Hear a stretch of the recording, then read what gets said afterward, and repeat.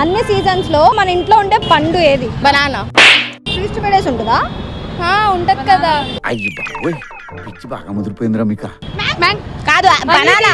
Banana పిచ్చోళ్ళ గురించి వెంటనే కానీ లైవ్ లో ఇదే చూడటం. బనానా. అవునా? నేను ఉంటా అక్క. 365 days. మా మమ్మీ నాకు రోజు పొద్దున్న జ్యూస్ చేసేసింది బనానా.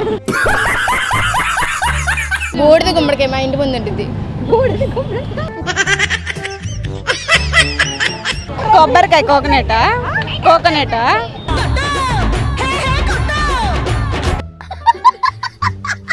బనానా. అన్ని సీజన్స్ లో బనానా మన ఇంట్లోనే ఉంటుంది. అవునా? నిజమా? నా పేరే పండు. ఇంట్లో ఉంటాను ఎప్పుడు. అందరి ఇళ్లలో ఉండవు. సూపర్ అయ్యా. నా ఇంట్లో ఉంటాగా. Wow, what a cute fellow. టమాటా పండ. అది పండు, దాంతో కూడా హల్వా చేస్తారు కదా. నాకు తెలీదమ్మా. బనానా 365 days మీ ఇంట్లో ఉంటుందా బనానా? అంటే మేము తినము, కానీ తిన్నప్పుడు అలా ఉంటుంది. అవునా? వెజిటేబుల్స్ లో ఒక ఫ్రూట్ ఉంది. అమ్మ బాబాయ్. కిచెన్కి వెళ్తారా? అలా వెళ్ళి ఇలా వచ్చేస్తాం అనమాట. కిచెన్ చూపుకి వెళ్ళేసి వస్తారా? Very good.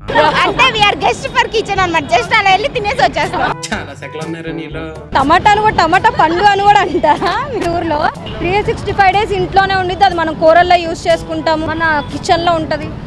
కిచెన్ తెలియదు కదా మీకు? సారీ. మహేష్ బాబు లాగా ఎవడు కొడుతూ దిమ్మదిరి మైండ్ బ్లాక్ అయితే డైలాగ్ ఉంది కదా, అదే మహేష్ బాబు లా చెప్పాలి. చెప్పాలి డెఫినెట్ గా. ఎవడు కొడితే దిమ్మ తిరిగి మైండ్ బ్లాక్ అయితే వాడే పండుగాడు. ఏమో సార్ నాకు కనబడదు. Exams I avoid, but exams likes me. I can't avoid. Rice లో వేసుకుంటారు పండు. చింతపండు. చింతపండు.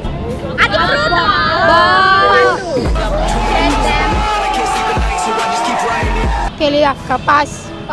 చింతపండు.